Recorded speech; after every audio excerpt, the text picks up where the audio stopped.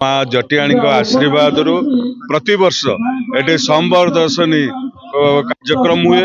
विगत 50 वर्ष है माँ जटियाणी संबर दर्शनी कार्यक्रम चली देखुं कि भाव में ये अंचल चतुर्पार्श्वर लोक मैंने माँ प्रति जो आशीर्वाद रही माँ जो आशीर्वाद से लाभ कर आज समस्त एकजुट होती माँ का आशीर्वाद रु ए अंचल विकास ए पर्व निश्चित भाव में आम समस्त को आम कला संस्कृति ऐक्य को बंचे रखि मो अनुष्ठान सबु युवक बंधु मान अशेष धन्यवाद। विकसित गाँ विकसित ओडिशा रे आमे माँ जटियाणी मंडप भोग मंडप आज अनुदान ओडिशा सरकार माध्यम मिली निश्चित भाव में ये माँ जटियाणी उन्नति आगामी दिन में विभिन्न सहयोग ये अंचल को प्रगति पथ में आगू निया सबु समस्त युवक बंधु मान सबु गुरुजन मान माँ मान आसंता 2026 नुआ वर्ष इंग्राजी नववर्ष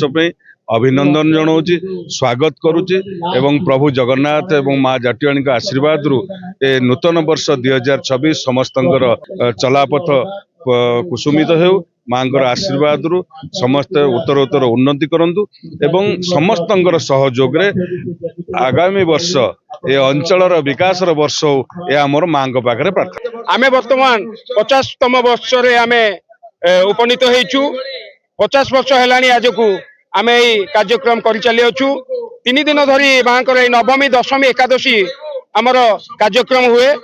नवमी दिन माँ नगर परिक्रमा करती रात्र रे आखपाख गाँ जगन्नाथपुर मानपुर पात्रपड़ा विभिन्न जगह पदार्पण करी माँ भ्रमण करी आसी दशमी रु सकाळु आमर कार्यक्रम लागू रहे।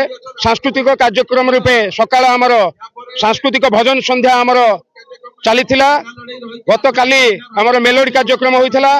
आज एकादशी उद्यापन दिवस रे मुख्य आकर्षण रूपे मेंढा लड़ाई कार्यक्रम होउछि।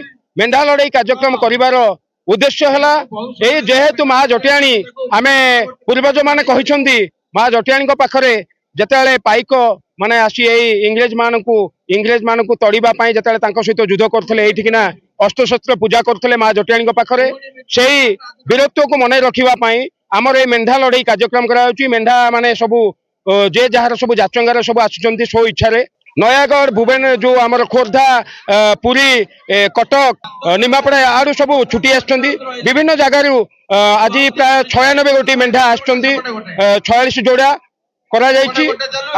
आमर समस्ते आसिकरी एठारे मेंढा लड़ाई कार्यक्रम करा होछि। आ परे परे सांस्कृतिक कार्यक्रम रूपे आमर जो जाउछि कोन ना आमर रंगारंग कार्यक्रम मेलोडी हबो। सांस्कृतिक कार्यक्रम संकीर्तन मंडली विभिन्न अंचल 30 मंडल खंडे संकीर्तन आसी आमर उद्यापन करा माँ को चलित वर्ष कार्यक्रम यह शेष समापन करा दर्शक मान बहुत उत्साहित आछंती। समस्त भल पाइबा अच्छी समस्त सहयोग में आमर ये कार्यक्रम होउछि।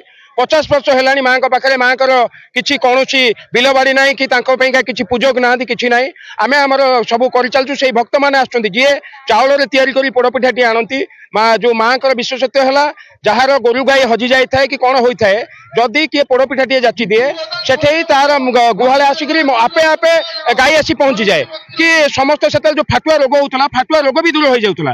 तेणु से इच्छा दशमी दिन बकुल अमावास्या ठारू यही पूर्णमी पर्यंत समस्ते आसी पोड़पिठा भोगती निज हाथ में निजे समस्ते ये कर कौन पूजक ना कहीं ना आ माँ आमे खाली केवल नाम को मात्र आम गोटे परिचालना कमिटी होचु किंतु समस्त सहयोग माँ यही कार्यक्रम चालू रोच।